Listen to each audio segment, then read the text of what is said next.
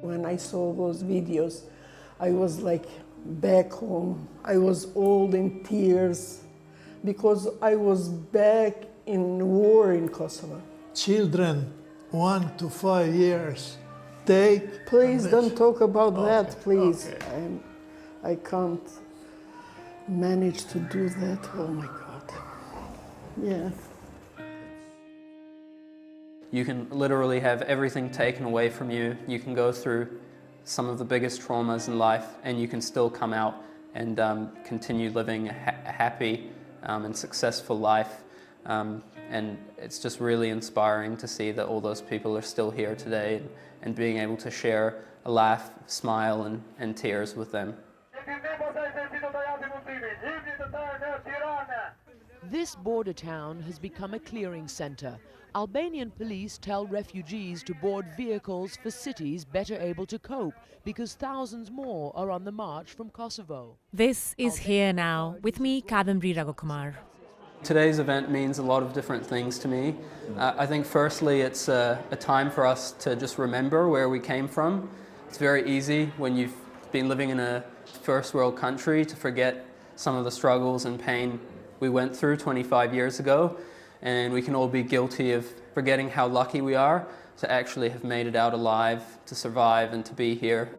And there were about 13,000 people who didn't make it out alive during the Kosovo War of 1999. It's also just a time to remember, you know, all the loved ones we lost, just understand our roots.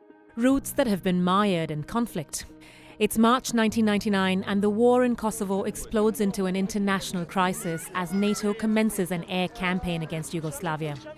The Federal Republic of Yugoslavia, led by Slobodan Milosevic and the Kosovo Liberation Army, have been in full-out warfare for more than a year.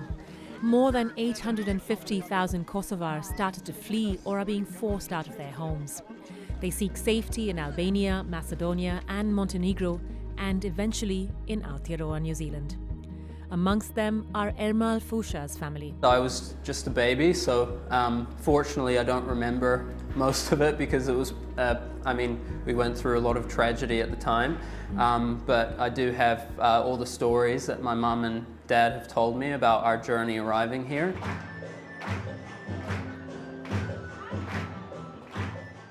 It's now 2024 and I'm at this event in Auckland commemorating that journey 25 years ago that brought Kosovar Albanians to New Zealand as refugees.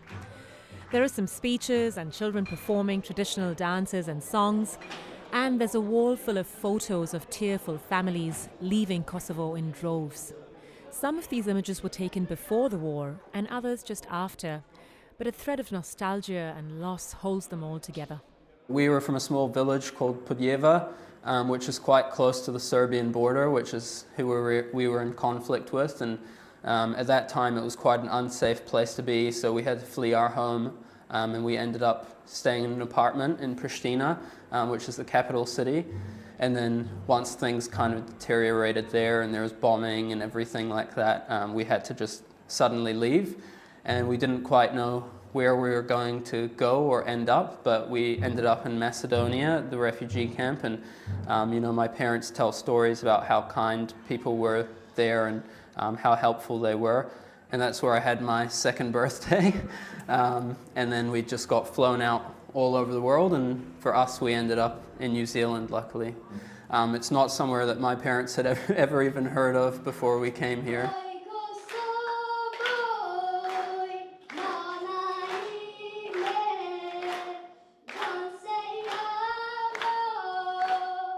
It's impossible not to notice the pride with which Albanians maintain their language, customs, and a very historic culture. I think one of the kind of important ways that we keep our culture and language is, through events like this where we get together as a community. Personally, for me, I come from a very big family, so my dad is one of 8 siblings, my mum is one of 6. So as you can imagine, I have about 1 million cousins. And we basically spend time together every 1 or 2 weeks because it's always going to be someone's birthday every couple of weeks when you come from a big family. And in our culture, we make a big deal of those things. So every single birthday, all 50, 60 of us will gather and celebrate. Being here today, I've felt a lot of inspiration from our Albanian community.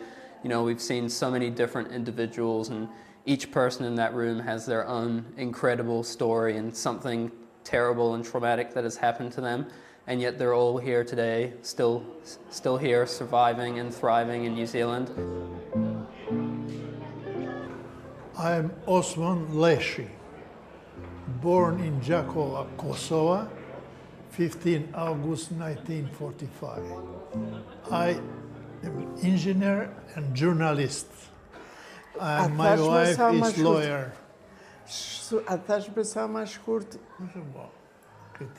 I am telling him, just go with name and that's it. Even when I go to the doctor, I'm going like translator for my husband. Even if you want to ask the doctor something, tell me in Albanian and I will ask. Because you are confusing, even the doctor, you are confusing him. So that is the problem. My name is Julieta Leshi.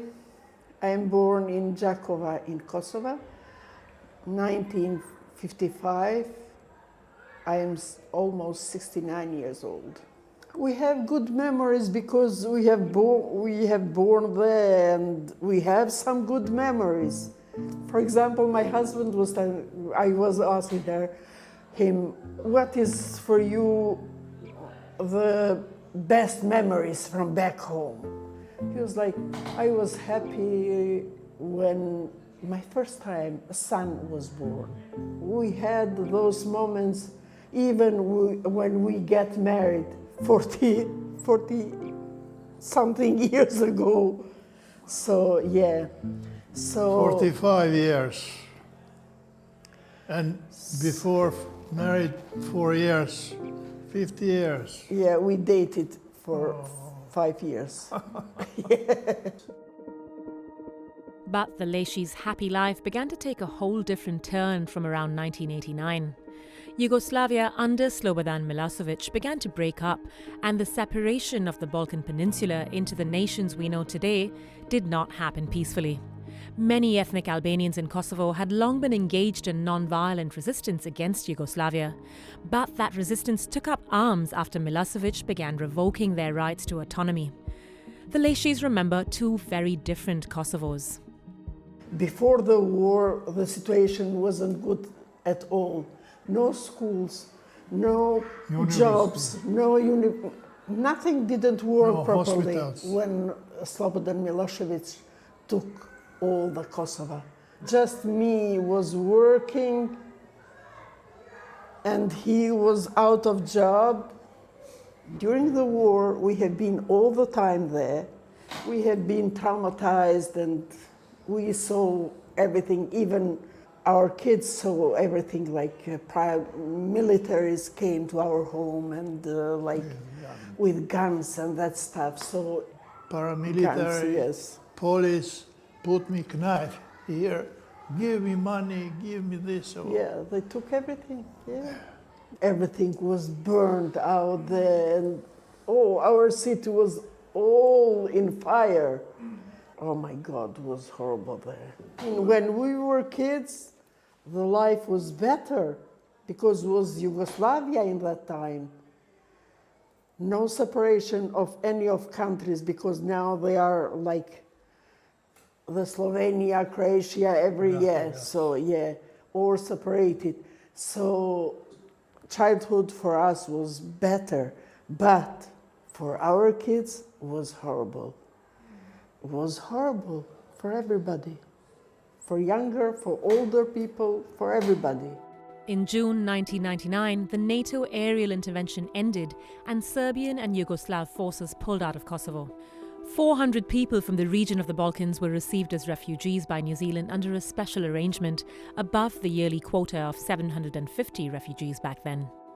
We arrived in New Zealand 21st of August 1999. Because of the kids, we were happy to come and live here.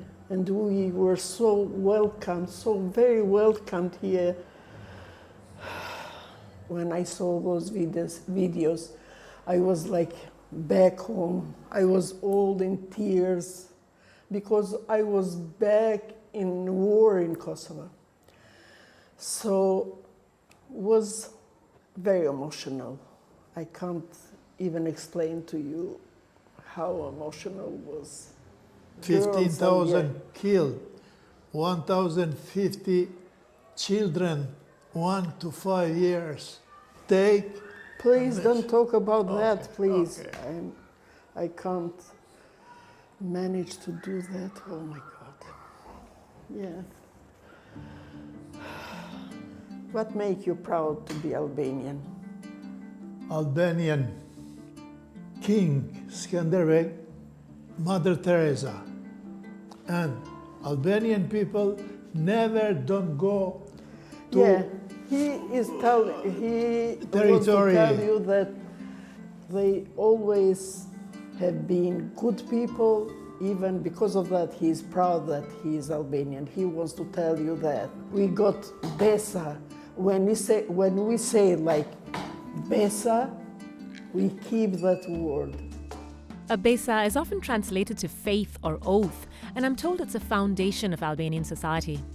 Besa is all about keeping one's word and being hospitable no matter what. We die for that Besa. Yeah. Albanians are a proud people, if there was any doubt. And there's much to be proud of, from their ancient Indo-European language to their incredible people, including those that Osman just mentioned, King Skanderbeg, the 15th century founder of Albania, and Mother Teresa, but also the many Kosovar Albanians that have made Aotearoa home for the last 25 years. So I think one of the kind of standout things that makes Albanians unique is our hospitality culture. So they're just extremely generous people, you know. We give a lot. You cannot leave my house without getting food from my mum. You know, no one will leave without being fed. They always want to treat you like a king or queen and let you know that you're appreciated. You know, we didn't come here by choice. You know, we were forced out of our homes. We came here with nothing but the clothes on our back. And if it weren't for those other people who supported us, got us back on our feet, we wouldn't be where we are today. So I just hope that people continue to be kind and understand that sometimes humans go through misfortune, and it's still happening in the world today, and it's going to keep happening. So I think it's just important to continue being compassionate and realizing that people sometimes need a helping hand. Ermal Fusha, Osman and Julia Taldeshi sharing their journeys to New Zealand as former refugees from Kosovo in 1999. My name is Kadamri Raghukumar, and each week I produce a new episode of Here Now. All of this month, we're celebrating the lives and stories of refugees from around the world who make it to New Zealand after making remarkable journeys. Follow Here Now on all your favourite podcast platforms: Apple, iHeartRadio, Spotify, and yes, you can also find us on the RNZ website, where you can see short videos and photos featuring the people I interview on Here Now each week. Today's episode is up on rnz.co.nz/Here Now, where you can see the Albanian community commemorate 25 years of being in New Zealand. This podcast was mixed by Ben Pierce, and I'm your producer and host, Kadamri Raghukumar. Thanks for listening.